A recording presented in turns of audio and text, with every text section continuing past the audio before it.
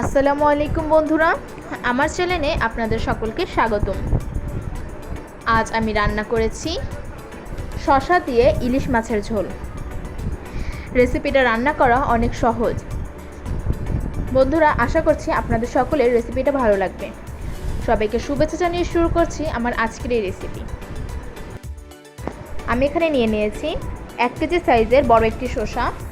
শসাটাকে আমি এইভাবে করে কেটে নিয়েছি ও এর মধ্যে নিয়ে নিয়েছি 2টা আলু। আর এখানে আমি নিয়ে নিয়েছি 8 পিস ইলিশ মাছ। এখন এর মধ্যে দিয়ে দিয়েছি লবণ, হলুদের গুঁড়ো। মাছগুলোকে ভালোভাবে মাখিয়ে নেব।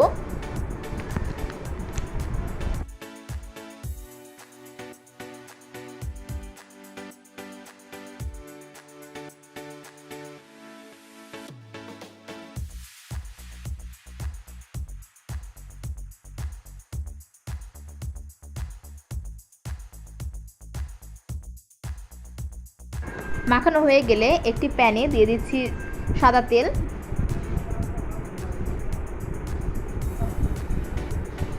এখন সব মাছগুলো ভেজে নেব।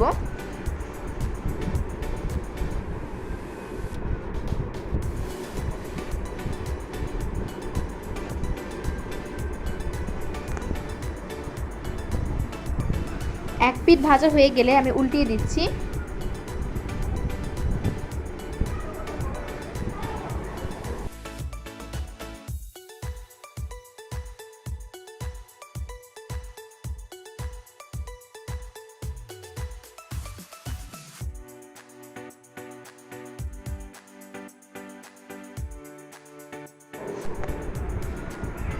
ইলিশ মাছগুলো সব ভাজা হয়ে গেছে।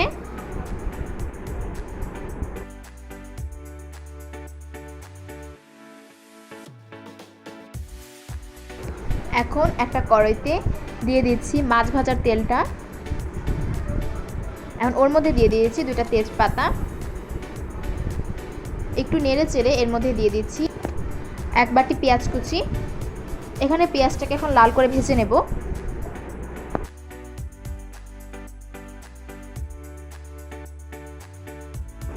পেঁয়াজটা ভাজা হয়ে গেলে এর মধ্যে দিয়ে দিচ্ছি 1 চা চামচ রসুন বাটা, 1/2 চা চামচ জিরা বাটা।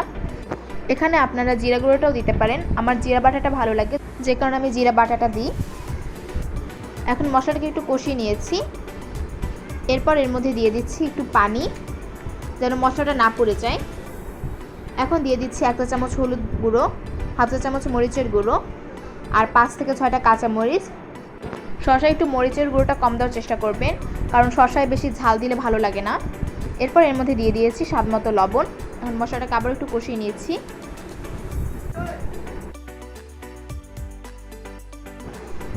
এখন এর মধ্যে দিয়ে দিচ্ছি শসাগুলো।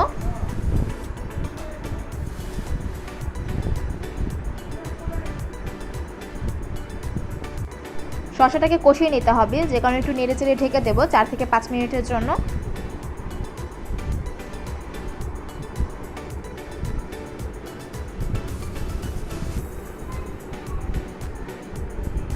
এখন আবারও একটু নেড়ে চেড়ে 2 থেকে 3 মিনিট কষিয়ে নেব।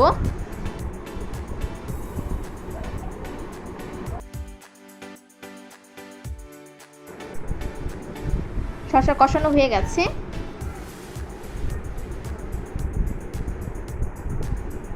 এখন এর মধ্যে দিয়ে দিচ্ছি পরিমাণ মতো পানি। আপনারা আপনাদের পরিমাণ অনুযায়ী পানিটা দেবেন।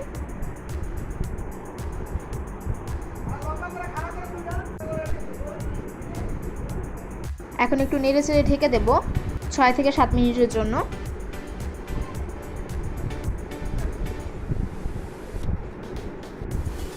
চেক করে নেব যে শসাগুলো সেদ্ধ হয়েছে কিনা ভালো মতো, ও লবণটা একটু চেক করে নেবেন। এখন এর মধ্যে দিয়ে দিচ্ছি ভেজে রাখা ইলিশ মাছগুলো। মাছগুলো একটু আস্তে আস্তে নাড়তে হবে, না হলে মাছগুলো ভেঙে যেতে পারে। এখন 4 থেকে 5 মিনিট রান্না করে নেব।